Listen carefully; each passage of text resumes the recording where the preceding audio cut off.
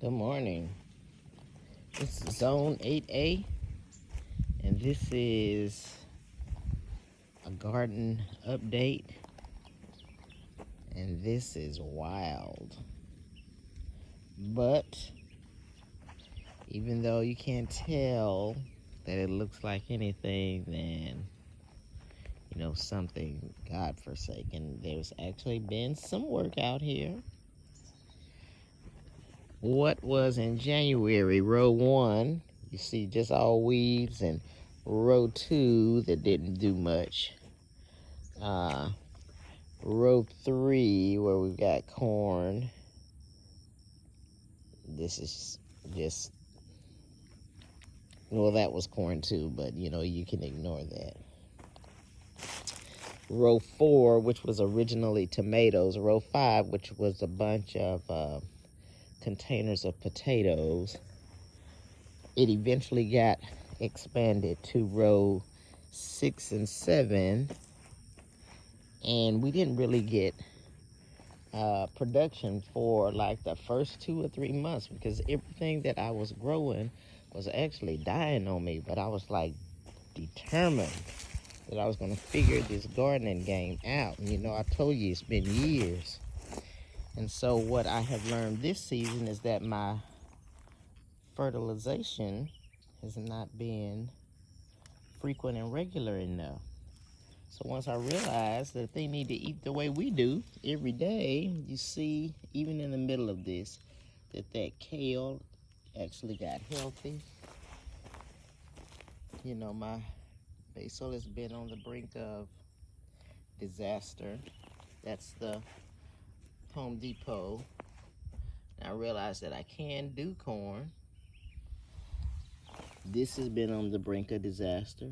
But once I started putting the 511 and banana water on it regularly, I actually see little bell pepper buds. Remember, I kept starting bell peppers. They would never come to fruition. I finally have a plant that actually has some baby bell peppers. There's a pepper, there's a pepper, there's a pepper, there's a pepper. Finally, I have gotten tomatoes all season, but now we actually have some production from this cantaloupe. I actually took one the other day and took it inside. There's 1, 2, 3. There's another one back there, 4. On the other side of this fence, in that pot right there, you see there's a couple. And so, what did I say? 1, 2, 3, 4, 5, 6, 7. And on the other side of the garden, I think I've counted about 4 or 5 over there. This is where I have started some sweet potato slips. Now, I was excited about all of these sweet potato leaves right here. But as you can see, this gate was not far enough because Peter Rabbit and his family came through and like devoured all of these stalks over here. I was so hurt. But because I know that's part of the game, we put this fence so that we can preserve what we have left. It was actually a big Amazon box. It was a huge Amazon box. Oh, there's a potato right there.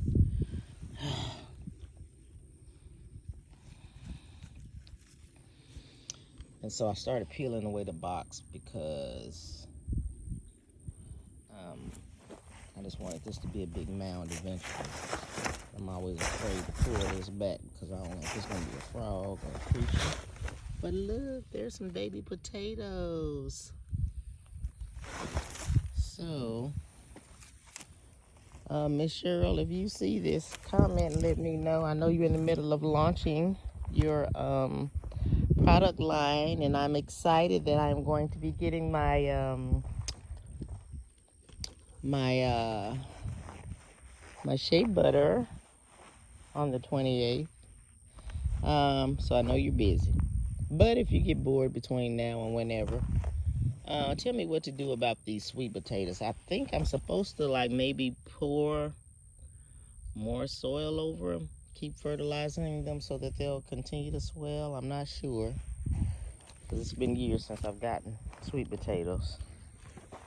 These little roots that keep becoming unburied for this watermelon, I don't know that they're gonna make it. All right, so, and this is lavender. We've got some huge bumblebees that have been coming here. Not lavender, I'm sorry, that's basil. We've got all these onions that are finally getting bigger. And so I'm going to start watering before it gets too hot. It's already rather warm. What I've done is I've taken my little raggedy fence that had just these first 6 rows enclosed, and I've pulled it out to the periphery, because we actually went and got some cedar mulch. All this where it's brown, we didn't want to have to keep cutting grass, so we went all the way around. We've got those stakes over there. So the cedar mulch, ants don't like the smell of, because it repels a bunch of insects. We decided to put that down, because you know I'm good for ripping and running and screaming every time I see a critter by surprise.